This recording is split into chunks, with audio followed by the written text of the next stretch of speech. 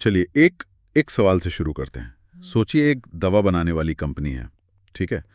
उन्हें एक नई लाइफ सेविंग दवा के लिए पेटेंट फाइल करना है। अरबों रुपए रिसर्च पर खर्च हो चुके हैं, पर वो पेटेंट एप्लीकेशन में दवा के केमिकल नाम में सिर्फ एक नंबर की गलती कर देते हैं। 2-क्लोरोबिटेन की जगह 1-क्लोरोब्यूटेन लिख देते हैं। तो क्या ये सिर्फ एक मामूली टाइपो है, या ये एक ऐसी गलती है जो उस पेटेंट को वर्थलेस बना सकती है और शायद किसी की जान भी खतरे में डाल सकती है? ये सुनने में बहुत छोटी सी गलती लग रही है ना, पर केमिकल की दुनिया में ये एक भूचाल लाने जैसी बात है। नाम ही मॉलिक्यूल की पहचान है, उसका ब्लूप्रिंट है।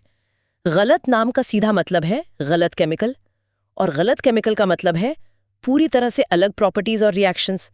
यहाँ पर प्रिसिजन यानी सटीकता ही सब कुछ है। और इसी प्रिसिजन के पीछे का जो लॉजिक है, उसे समझने के लिए आज हम unit 6 haloalkanes and haloarenes के एक बहुत ही फाउंडेशनल टॉपिक पर बात करेंगे, नॉमेनक्लेचर।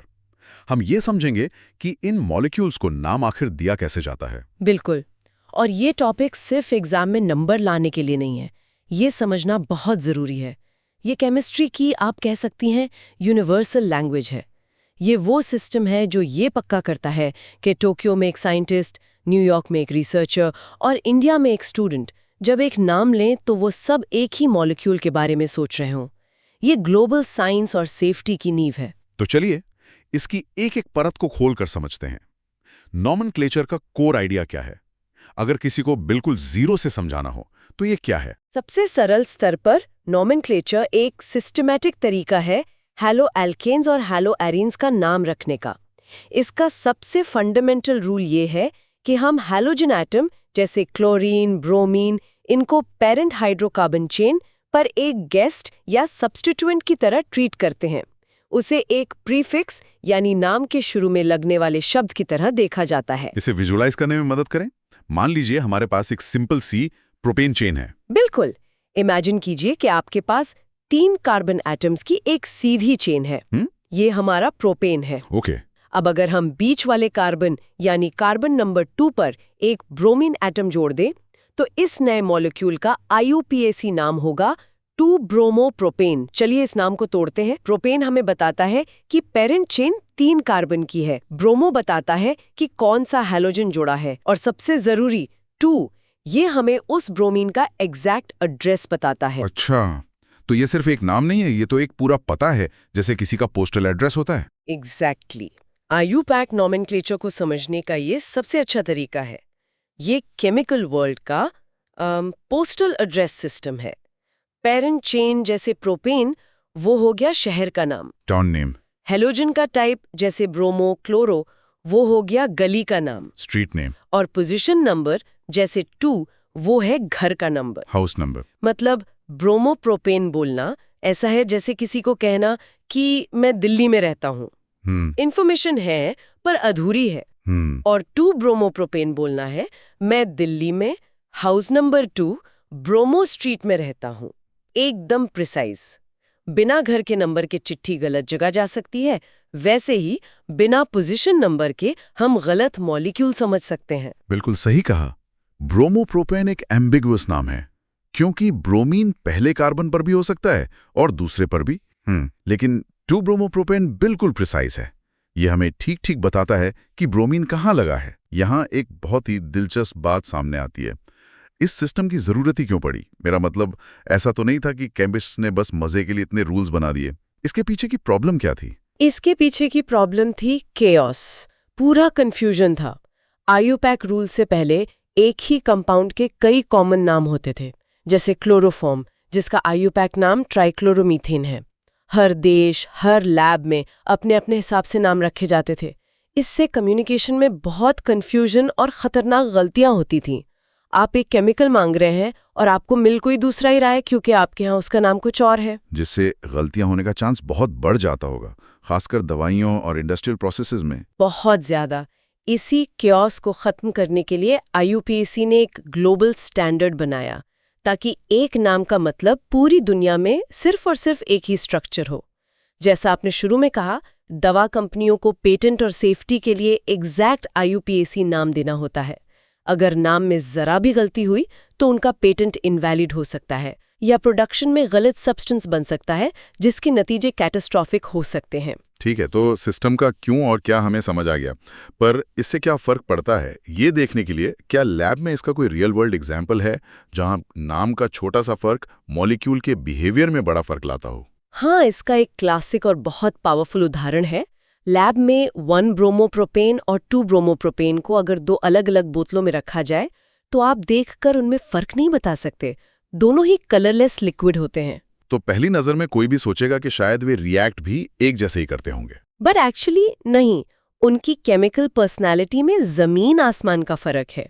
1 ब्रोमोप्रोपेन में ब्रोमीन एक प्राइमरी कार्बन पर है, यानी ऐसे कार्बन पर जो सिर्फ एक और कार्बन से जुड़ा है। ये फास्ट SN2 रिएक्शन देता है। वहीं 2 ब्रोमोप्रोपेन में ब्रोमीन एक सेकेंडरी कार्बन पर है, मतलब ऐसे कार्बन पर जो दो और कार्बन से जुड़ा है। ये SN1 और SN2 दोनों तरह के रिएक्शन दे सकता है। एक मिनट, आपने दो टर्म्स यूज किए हैं, SN1 और SN2। ये क्या हैं? क्या हम इसे सरल शब्दों में समझ सकते हैं? बिल्कुल, इन्हें आप रिएक्शन के दो अलग अलग रास्ते समझ सकती हैं। SN2 एक सिंगल स्टेप डांस की तरह है, जहां एक ग्रुप मॉलिक्यूल से निकलता है और ठीक उसी वक्त दूसरा ग्रुप आकर जुड़ जाता है, सब कुछ एक साथ। SN1 एक 2 स्टेप प्रोसेस है। इसमें पहला ग्रुप पहले मॉलिक्यूल को छोड़कर चला जाता है, जिससे एक टेम्पररी खाली जगह बनती है जिसे कार्बोकैटायन कहते हैं, और फिर दूसरे स्टेप में नया ग्रुप आकर उस खाली जगह पर जुड़ता है। वाओ! तो उनका नाम, वो 1 और 2 का फर्क, उनकी केमिकल रियलिटी और रिएक्टिविटी को दिखाता है। लेकिन मेरा अगला सवाल ये है, ऐसा क्यों है? 2 ब्रोमोप्रोपेन दोनों रास्ते क्यों अपना सकता है? What makes it so special? ये एक बेहतरीन सवाल है। ऐसा इसलिए होता है क्योंकि 2 ब्रोमोप्रोपेन का जो सेकेंडरी कार्बन है वो एक तरह से केमिकल क्रॉस रोड्स पर खड़ा है। इसमें स्टेबिलिटी और स्टेरिक हिंड्रेंस यानी भीड़ भाड़ का एक अनोखा बैलेंस होता है।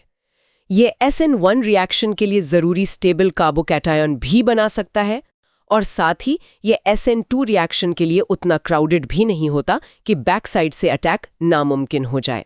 तो ये अपनी कंडीशंस के हिसाब से रास्ता चुन सकता है। नाम का वो 1 या 2 असल में मॉलिक्यूल के बिहेवियर का ब्लूप्रिंट है। ये 1 ब्रोमो और 2 ब्रोमो का उदाहरण सच में दिखाता है कि छोटी छोटी बातें कितनी जरूरी हैं। To avoid these mistakes in an exam, वो कौन सी फंडामेंटल रूल्स हैं जो हमेशा याद रखनी चाहिए? जरूर, चलिए उन रूल्स को एक एक करके समझते हैं। पहला और सबसे जरूरी रूल, हैलोजन हमेशा एक सब्स्टिट्यूएंट है। इसे हमेशा प्रीफिक्स की तरह लिखा जाता है, जैसे chloro, bromo, iodo. Parent name हमेशा एल्केन ही रहता है। हैलोजन को अल्कोहल OL या एल्डिहाइड AL की तरह फंक्शनल ग्रुप वाली प्रायोरिटी नहीं मिलती। अच्छा, मतलब ये मेन फैमिली का हिस्सा नहीं, बस एक मेहमान की तरह है जिसे नाम की शुरुआत में जगह मिलती है। बिल्कुल सही। दूसरा रूल है lowest number rule. Carbon chain की नंबरिंग हमेशा उस एंड से शुरू करें जहां से हैलोजन को सबसे छोटा नंबर मिले। अगर एक हैलोजन चेन के एक सिरे से दूसरे नंबर पर है और दूसरे सिरे से चौथे नंबर पर, तो हम 2 वाला नंबर चुनेंगे, 4 वाला नहीं। लेकिन अगर चेन में हैलोजन के साथ साथ एक डबल बॉन्ड भी हो तो प्रायोरिटी कैसे मिलेगी? जैसे 1 ब्रोमो ब्यूट 2 इन, यहाँ हायरार्की कैसे काम करती है? अच्छा सवाल है, ये कॉमन कंफ्यूजन पॉइंट है। यहाँ हायरार्की काम आती है। डबल और ट्रिपल बॉन्ड्स को हैलोजन से ज्यादा प्रायोरिटी मिलती है, तो 1 ब्रोमो ब्यूट 2 इन में हम नंबरिंग उस सिरे से करेंगे जहां से डबल बॉन्ड इन को छोटा नंबर मिले, भले ही ब्रोमो को बड़ा नंबर क्यों ना मिल जाए। ये दिखाता है कि केमिकल वर्ल्ड में भी एक पैकिंग ऑर्डर होता है। ठीक है, तीसरा रूल क्या है? तीसरा और सबसे जरूरी, पोजीशन नंबर मैंडेटरी है। इसे कभी भी ना छोड़े। जैसा हमने कहा, ब्रोमोप्रोपेन गलत और अधूरा है। 1 ब्रोमोप्रोपेन या 2 ब्रोमोप्रोपेन सही है, बिना नंबर के नाम एम्बिगुअस है। An ambiguity is the enemy of chemistry. और अगर एक से ज्यादा हैलोजन्स हो तो? ये हमारा चौथा पॉइंट है, मल्टीपल हैलोजन्स। अगर एक से ज्यादा सेम हैलोजन है तो हम डाई, ट्राई जैसे प्रीफिक्सेस यूज करते हैं, जैसे 1,2 डाइक्लोरोईथेन। और अगर डिफरेंट हैलोजन्स हैं, जैसे ब्रोमीन और क्लोरीन दोनों एक ही मॉलिक्यूल में है, तो उन्हें अल्फाबेटिकल ऑर्डर में लिखा जाता है। ये दिलचस्प है। तो मतलब केमिस्ट्री में स्पेलिंग पोजीशन नंबर से ज्यादा इंपॉर्टेंट हो जाती है? क्या इस अल्फाबेटिक रूल के पीछे कोई गहरा केमिकल रीजन है या ये सिर्फ कन्वेंशन के लिए है? ये मूलतः कन्वेंशन है, यानी एक सर्वसम्मत नियम। इसका कोई गहरा केमिकल रीजन नहीं है, लेकिन ये एम्बिग्विटी को खत्म करने के लिए बनाया गया एक यूनिवर्सल रूल है। बी यानी ब्रोमो, सी यानी क्लोरो से पहले आता है, इसलिए नाम लिखते समय ब्रोमो को हमेशा क्लोरो से पहले लिखा जाएगा, चाहे उनके पोजीशन नंबर्स कुछ भी हों। जैसे 2 ब्रोमो 3 क्लोरोब्यूटेन, न कि 3 क्लोरो 2 ब्रोमोब्यूटेन। ये कंसिस्टेंसी बनाए रखता है। और आखिरी पॉइंट, हेलोरीन्स के बारे में। हाँ, 5वां पॉइंट है हेलोएरीन्स, यानी जब हैलोजन एक बेंजीन रिंग पर लगा हो। यहाँ हम या तो नंबर्स का इस्तेमाल करते हैं, जैसे 1,2 डाइक्लोरोबेंजीन, या फिर हम टर्म्स जैसे ऑर्थो, मेटा और पैरा का उपयोग करते हैं। इसे एक क्लॉक की तरह सोच सकते हैं। अगर एक सब्स्टिट्यूएंट 12 बजे की पोजीशन पर है तो ऑर्थो ओ का मतलब है ठीक पास वाली पोजीशंस, यानी 1 और 2, या क्लॉक पर 11 और 1 बजे। मेटा एम का मतलब है एक छोड़कर, यानी 1 और 3 पोजीशंस, या क्लॉक पर 10 और 2 बजे। और पैरा पी का मतलब है ठीक ऑपोजिट, यानी 1 और 4 पोजीशन, क्लॉक पर 6 बजे। ये टर्म्स केमिस्ट्स को रिंग पर सब्स्टिट्यूएंट्स के रिलेटिव पोजीशंस को जल्दी से विजुअलाइज करने में मदद करते हैं। चलिए, इस पूरी चर्चा को कुछ की पॉइंट्स में समराइज करते हैं। जरूर। सबसे पहली और फंडामेंटल बात, हेलो एल्केन का नॉमेनक्लेचर एक सिस्टमैटिक नेमिंग सिस्टम है, जहां हेलोजन को पेरेंट चेन पर हमेशा एक सब्स्टिट्यूएंट या प्रीफिक्स माना जाता है। और इसे याद रखने की सबसे अच्छी एनालॉजी है पोस्टल एड्रेस सिस्टम की, जहां पोजीशन नंबर घर के नंबर की तरह है, बेहद जरूरी। उसके बिना कम्युनिकेशन अधूरा और गलत हो सकता है। एक की एग्जाम्पल हमेशा याद रखें, 1 ब्रोमोप्रोपेन और 2 ब्रोमोप्रोपेन, जो देखने में एक जैसे कलरलेस लिक्विड्स हैं, पर उनकी रिएक्टिविटी बिल्कुल अलग है। और ये अंतर उनके नाम में दिए गए नंबर 1 वर्सेस 2 से पता चलता है, जो उनके स्ट्रक्चर और केमिकल डेस्टिनी को डिफाइन करता है। और सबसे जरूरी एग्जाम टिप, हैलोजन को हमेशा सब्स्टिट्यूएंट माने, उसे मेन फंक्शनल ग्रुप्स पर प्रायोरिटी ना दें, और पोजीशन नंबर देना कभी ना भूलें। No number means no marks. अंत में श्रोताओं के लिए एक विचार। हमने देखा कि किसी मॉलिक्यूल का नाम उसकी पहचान और व्यवहार को परिभाषित करता है।